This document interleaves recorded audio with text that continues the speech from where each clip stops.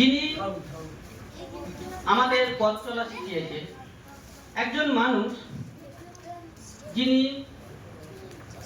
আমাদের বাঙালি হিসেবে গর্ব করা শিখিয়েছেন, একজন মানুষ যিনি তার সৃষ্টির মধ্যে আমাদের বাঙালি হিসেবে নিজেদেরকে গর্ব, বাংলা ভাষার প্রতি প্রেম শিখিয়েছেন। আমি কার কথা বলছি তোমরা নিশ্চয়ই বুঝতে পারছো। আমাদের পরম প্রিয় কবিগুরু রবীন্দ্রনাথ ঠাকুরের আজ জন্মবার্ষিকী। ওনার প্রতি সহস্র প্রণাম জানাই। তার সাথে বলবো, আজ কবিগুরু রবীন্দ্রনাথ ঠাকুরের 163তম জন্মবার্ষিকী। তার এই জন্ম রবীন্দ্র জয়ন্তী উদযাপনের জন্য আমরা সকলেই সমবেত হয়েছি। তিনি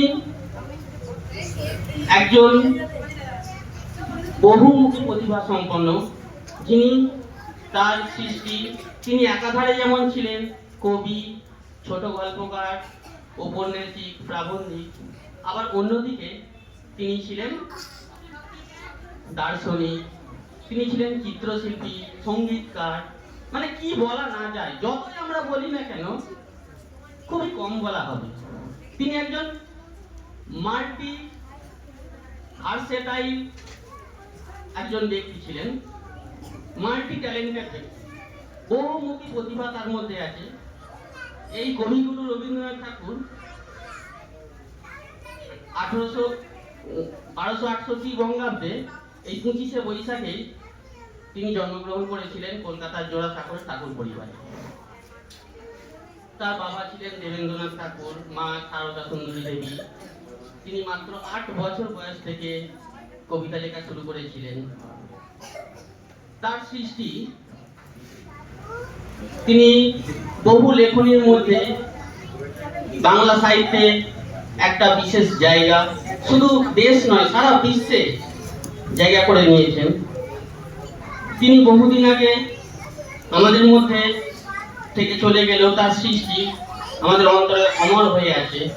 তাই তো আমরা ওনাকে, ওনার স্মৃতির উদ্দেশ্যে আমরা শ্রদ্ধার্ঘ নিবেদন করি।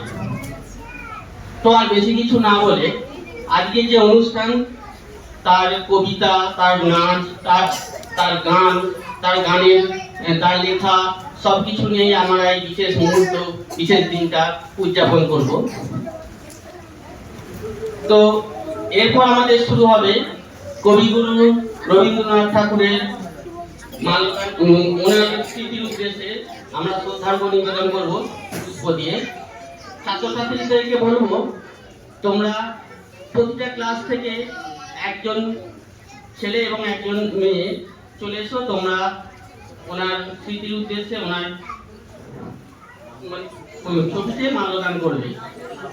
আচ্ছা, ক্লাস 4 থেকে আসবেন